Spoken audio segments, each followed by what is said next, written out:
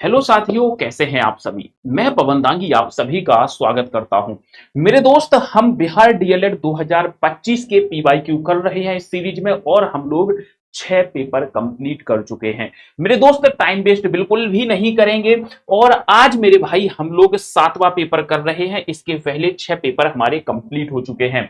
मैं कहता हूं बूंद बूंद ते घट भरे और टप कतरी तो होए, बस इतना सा कर लो। देखो, हम चाहें तो एक दिन में ही 2025 के पेपर कर लेंगे, मगर नहीं, रोज 15-20 मिनट 15 मिनट की क्लास देख लो, कभी हो जाती है कभी नहीं, तो एक रोज पढ़ लो, ये ज्यादा सही है। एक साथ पढ़ते हैं तो हम बाकी चीजें भी भूलने लग जाते हैं। आज का जो पेपर है मेरे भाई 26 सितंबर का पेपर है। ये जो हम लोग पेपर आज सॉल्व कर रहे हैं, ये 26 सितंबर 2025 के दिन बच्चों के सामने आया था। चलते हैं जी क्वेश्चन नंबर 1 पे। क्वेश्चन नंबर 1 आपके सामने लिखा हुआ है, मुख मानो चंद है, इन पंक्तियों में कौन सा अलंकार माना जाता है। मुख मानो चंद्र है, तो यहां पर ट्रिक लग जाती है मेरे भाई। जहां पर मनु मानो मनहु हो, जनु जानो जनहु हो, वहां पर क्या होता है, उत्प्रेक्ष अलंकार माना जाता है। तो ट्रिक लग गई कि नहीं लगी? बिल्कुल सब उत्प्रेक्ष अलंकार होता है। अगले प्रश्न पर चलते हैं जी।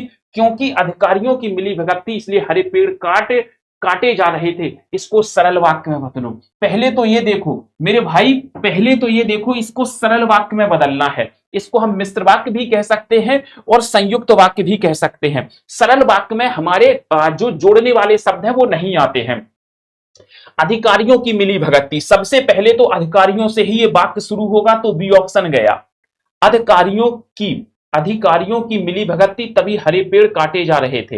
अधिकारियों मिले हुए होने के कारण गलत है मेरे भाई। अधिकारियों की मिली भगत से हरे हरे पेड़ काटे जा रहे थे।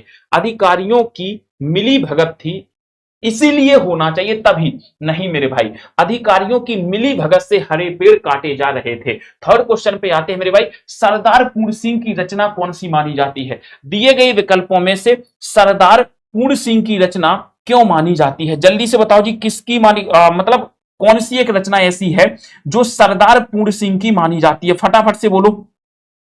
अच्छा, नाखून क्यों बढ़ते हैं? अगर मैं आपसे इस प्रश्न के बारे में पूछूंगा तो आप इस प्रश्न का क्या आंसर दोगे? फटाफट से बताओ जी, इस प्रश्न का क्या उत्तर दोगे?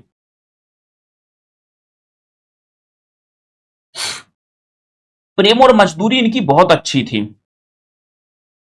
चलो जी। आचरण की सभ्यता, ठीक है।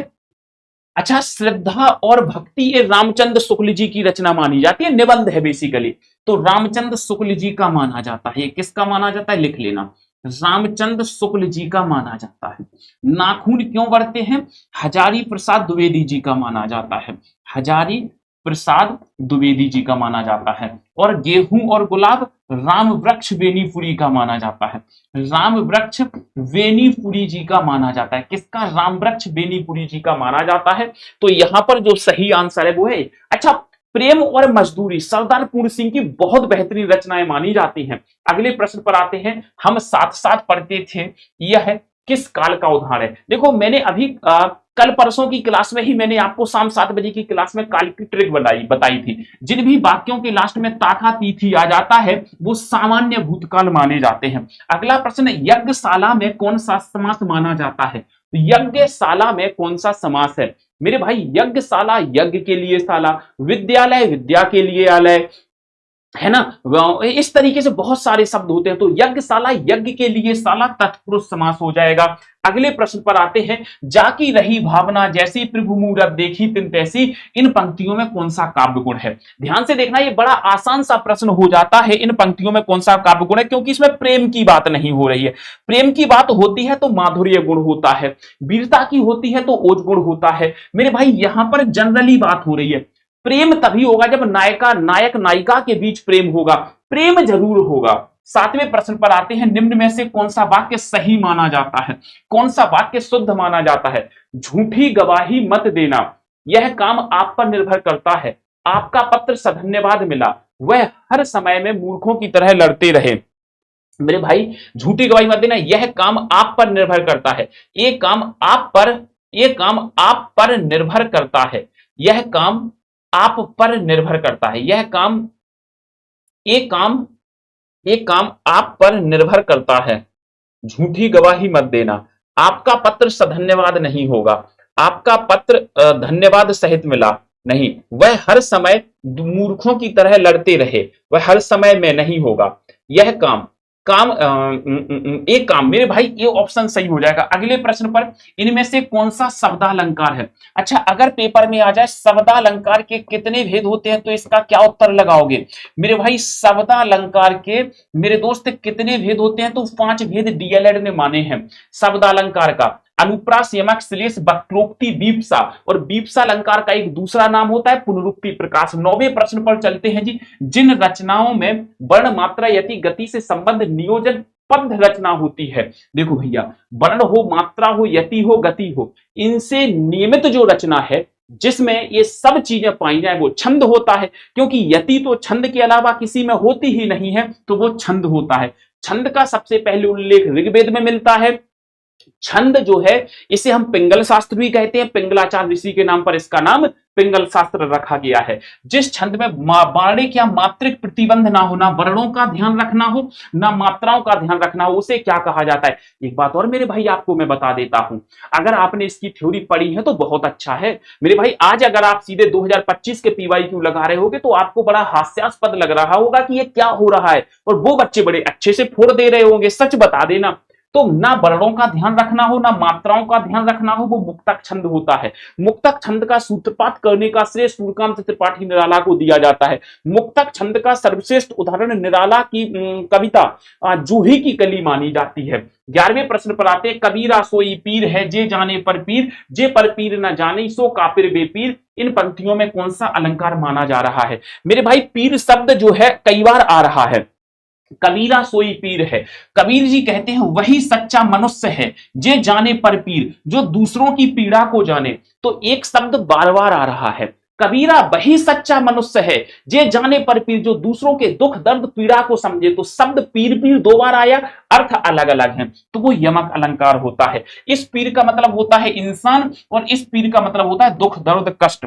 अगले प्रश्न पर, ऊधो तुम हो अति बड़ भागी, इस कविता में किस प्रकार का अर्थ है? ऊधो तुम हो अति बड़ी भागी, मेरे भाई कुछ भी समझ में ना आए तो मेरे भाई एक बात याद रखना, यहां पर श्लेष अलंकार देखने को मिल रहा है, और श्लेष अलंकार जहां हो वहां व्यंजना शब्द शक्ति मानी जाती है। और व्यंजना जो अर्थ देती है वो व्यंग्यार्थ का देती है, लक्षणा लक्ष्यार्थ का देती है, और अभिधा मुख्यार्थ का देती है। और भी बताया था 6वें पेपर में कि वो वाच्यार्थ भी देती है, तो वाच्यार्थ अर्थ अभिधा में होता है। अगले प्रश्न पर, रेखांकित शब्द का पदबंध बताओ। जो बच्चों को मैंने जब पदबंध पढ़ाया था ट्रिक बताई थी अंडरलाइन, बोले अंडरलाइन ना आएगा, तो मैंने कहा आएगा, बिना अंडरलाइन के तो ये बात ही खत्म नहीं होगी। चलो जी, कहा जा रहा है धीरे चलने वाली गाड़ियां प्रायः देर से पहुंचती हैं। अब इस प्रश्न में गड़बड़ हो गया, ध्यान से देखो, इस प्रश्न में गड़बड़ आ गया। अब ये पूरा प्रश्न एक पद की तरह है, पूरा जो प्रश्न है ये एक पद की तरह है। तो धीरे चलने वाली गाड़ियां मेरे भाई, तो फिर विशेषण का काम कर रहा है। सबसे ज्यादा जरूरी है कि विशेषण, देर से पहुंचती है वो एक समय है, और समय है तो क्रिया विशेषण, क्रिया विशेषण ऑप्शन में नहीं है, क्रिया था। बट मेरे भाई मैंने कहा, ध्यान से देखो, धीरे चलने वाली गाड़ियां, तो मेरे भाई ये हमारा विशेषण का प्रकार है, विशेषण पदबंध हो जाएगा। मानहु विधि तन अच्छ छवि, स्वच्छ राखिबे काज, और द्रग पग पोंछन को करे भूषण पाए अंदाज। इन पंक्तियों में कौन सा अलंकार माना जाता है? मेरे दोस्त इन पंक्तियों में आप मुझे अलंकार बताना है, कोई बात नहीं। मानहु, मनु मानो मनहु, ये ट्रिक लग गई। मनु मानो मनहु, जनु जानो जनहु, जहां ऐसे शब्द पाए जाते हैं वो उत्प्रेक्ष अलंकार माना जाता है। अगले प्रश्न पर आते हैं। घोड़ा बेचकर सोना मुहावरे का क्या अर्थ माना जाता है? घोड़ा बेचकर सोना, मेरे भाई कहते हैं कि अब आपके ऊपर किसी जिम्मेदारी का ना होना, तुम्हारी नौकरी लग गई तो तुम्हारे मम्मी पापा घोड़े बेचकर सो सकते हैं, या तुम सो सकते हो, वो ज्यादा परफेक्ट है, क्योंकि फिर तुम्हें पढ़ना नहीं पड़ेगा। तो तुम एकदम बेफिक्र होके सो जाना, बेफिक्र होना, घोड़े बेचकर सोना। अगला प्रश्न, कौन सी भाषा आर्य भाषाओं में शामिल नहीं है? कौन सी भाषा जो है आर्य भाषाओं में शामिल नहीं मानी जाती है? तो संस्कृत की, तो संस्कृत जो भाषा है वो तो सभी भाषाओं की जननी है। तो मेरे भाई संस्कृत है, प्राकृत है, अंग्रेजी, तुर्की नहीं मानी जाती है। अगले प्रश्न पर आते हैं जी मेरे भाई।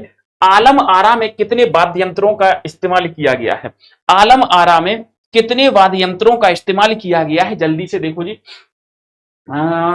सिनेमा दौर की शुरुआत थी, निर्देशक थे हॉलीवुड की सोबत, इस फिल्म का इस फिल्म में भारतीय सिनेमा जगत में क्रांति ला दी थी। उस समय तो ना कोई गीतकार था ना कोई, उन्होंने फिल्म के लिए गानों की धुनें स्वयं ही चुनी थी। इस फिल्म के संगीत में केवल 3 वाद्यों का प्रयोग किया गया था, तबला, हारमोनियम और वायलिन। 3 वाद्य यंत्रों का प्रयोग किया गया था। अगला प्रश्न, गायक का संधि विच्छेद क्या हो सकता है? संधि विच्छेद पूछा जाए तो पहले तो प्लस्ट्रिक काम करती है, प्लस्ट्रिक ये लग गई सर जी, ठीक है, ये गया ऑप्शन से। गा प्लस, ये तो गलत ही है, गौ प्लस अक गयक हो जाएगा मेरे भाई, गई प्लस अक गायक होना चाहिए था, वो गवक के नाम से जाना जाएगा। और जहां पर ये 4 शब्द आ जाए, ये ट्रिक लिख लेना, जहां पर ए आ जाए, आय आ जाए, और क्या हो सकता है, आओ हो सकता है और आओ हो सकता है, जहां ये 4 शब्द आ जाएं वो अयादी संधि मानी जाती है। कौन सी संधि मानी जाती है मेरे भाई? अयादी संधि मानी जाती है। 19वें प्रश्न पर पर्यायवाची शब्द का कौन सा युग्म सही नहीं है? एक पेयर ऐसा है मेरे भाई जो सही नहीं माना जाता है। वसुधा धरती का होता है, अग्नि अनिल, अनिल हवा का होता है। अनिल किसका होता है मेरे भाई? हवा का होता है। और अग्नि का अनल माना जाता है। क्या माना जाता है? अनल। तो बी ऑप्शन सही नहीं है। अगले प्रश्न पर चलते हैं जी मेरे भाई। उसने भोजन कर लिया, वाक्य को कर्मवाच्य में बदलना है। हमें इसको कर्मवाच्य में बदलना है, और कर्मवाच्य की ट्रिक आपको अभी बताई थी कि छठे पेपर में, कि कर्म की पहचान किसके माध्यम से होती है? तो द्वारा के माध्यम से। उसने भोजन किया, नहीं सर, ये निगेटिव तो होगा ही नहीं। तो मेरे भाई उसके द्वारा भोजन कर लिया गया, सी ऑप्शन हो जाएगा। 21वें प्रश्न पर आते हैं, इनमें से कौन सा वाक्य अशुद्ध माना जाता है? दिए गए विकल्पों में से कौन सा वाक्य है जो अशुद्ध माना जाता है? गया में कई दर्शनीय स्थल, देखो सीधे सीधे प्रश्न मिलेंगे मेरे भाई। दर्शनीय के साथ कभी भी देखने शब्द का इस्तेमाल नहीं होता है, यही ऑप्शन गलत हो जाएगा। कभी भी दर्शनीय शब्द और कभी भी देखने शब्द एक साथ नहीं मिलेंगे, मतलब नहीं मिलेंगे। अगले प्रश्न पर आते हैं, रस सूत्र में संयोग का अर्थ भोज्य भोजक संबंध किस आचार्य ने माना है? मतलब एक किस आचार्य ने कहा है कि जो संयोग होता है भोजक और भोज्य के जैसे संबंध है, जैसे भोजन और भूखे की चाह भोजन होती है, उसी प्रकार रस सूत्र में संयोग है। ये बात भट्ट नायक ने बताई थी। देखो इस शिफ्ट में भी एक प्रश्न ऐसा है जो आपसे नहीं बन सकता था। 23वां प्रश्न, अबला जीवन हाय तुम्हारी यही कहानी, आंचल में है दूध और आंखों में पानी। आंखों में पानी आना, मुहावरा, मुहावरा यानी लक्षणा, लक्षणा यानी शुद्ध लक्षणा। ये प्रश्न भी शब्द शक्ति से डेप्थ में पूछा गया है। तो इस शिफ्ट में 2 प्रश्न देखने को मिले, इसीलिए 2025 के सभी पेपर लगा लेना। मैं बार बार एक ही बात बोल रहा हूं, खिले हजारों चांद तुम्हारे नयनों के आकाश में कौन सा अलंकार माना जाता है? खिले हजारों चांद तुम्हारे नयनों के आकाश में, बोलो जी। खिले हजारों चांद तुम्हारे नयनों के आकाश में, मेरे भाई श्लेष अलंकार में लास्ट में 2-3 शब्द चाहिए, यमक अलंकार में 1 शब्द 2 बार चाहिए, उपमा अलंकार में सासी से के समान होना चाहिए, रूपक हो जाएगा बी ऑप्शन। अगले प्रश्न पर आते हैं, ज्यों ही पुलिस ने चोर को देखा त्यों ही उसे पकड़ लिया। ज्यों ही पुलिस ने चोर को देखा त्यों ही उसे पकड़ लिया, इसको संयुक्त वाक्य में बदलना है। अभी ये क्या है? ज्यों और त्यों मिश्र वाक्य है। कैसा है? मिश्र वाक्य। पुलिस ने चोर को देख लिया, नहीं, पुलिस ने ओहो ये मिल गई ट्रिक, लेकिन किंतु परंतु पर फिर भी और इसलिए। मेरे भाई मैं आपसे एक ही बात कहना चाहूंगा, 2025 के सभी पीवाईक्यू आप लगा लो मेरे भाई, ऐसा ना हो कि ना लगा पाओ। मैं फिर कह रहा हूं, किताब ले लेना, अभी आपको बिल्कुल डिस्काउंट में मिल रही है, ये बात सबको पता है। सर 2025 के पीवाईक्यू की प्लेलिस्ट मुझे कहां मिलेगी? तो मैंने कहा प्लेलिस्ट में बता देता हूं कहां मिलेगी। आपको बढ़िया से यूट्यूब पर जाना है, और YouTube पर जाने के बाद आपको बड़े अच्छे से यहां पर सर्च करना है हिंदी बाय पवन सर। जैसे ही आप सर्च करोगे हिंदी बाय पवन सर, सो मेरे भाई आपके सामने मेरा चैनल ओपन होकर के आ जाएगा। जैसे ही मेरे भाई चैनल ओपन होकर के आएगा, सो आपको आना है प्लेलिस्ट में। प्लेलिस्ट में जाओगे तो ये पड़ी है बिहार डीएलएड की, देखो 2025 के पेपरों की प्लेलिस्ट। 7 प्लेलिस्ट हो चुकी हैं, 7 पेपर हम लोग लगा चुके हैं। ये 2025 के पेपरों की प्लेलिस्ट है मेरे भाई। ये वो वाली प्लेलिस्ट है जो हम शाम 7 बजे टॉपिक करा रहे, एकदम थ्योरी, ऐसे लगेगा तुम्हें कि मजा ही आ गया। इस तरीके की मेरे भाई आपको मैं थ्योरी कराने वाला हूं। सो मेरे भाई मैं तो आपसे यही कहूंगा कि जितने जल्दी हो सके, जितने अच्छे ढंग से हो सके चीजों को समझते हुए चलना। और अगर आपने अभी तक बुक नहीं ली है तो मैं यही कहूंगा कि मेरे भाई फाइनली बुक ले लेना, क्योंकि ये वही समय है जब आपको एकदम बहुत कम प्राइस में किताब मिल जाएगी। आपको एक किताब लगभग लगभग 115 रुपए में मिल जाएगी। ये जो स्टेटमेंट इसमें आ रहे हैं ना, ये सारे स्टेटमेंट इसमें दिए गए हैं, ये आचार्यों से रिलेटेड है ना, तो इसको आप यहां से पढ़ लेना। तो मेरे भाई मैं इतना कह सकता हूं कि आप इसको तुरंत ऑर्डर मार दो, इससे पहले रेट बढ़े। मेरे दोस्त फ्लिपकार्ट की जो सेल है वो 23 से चलने लग रही है, 26 अप्रैल तक चलने लग रही है। वो लोग क्लियर है?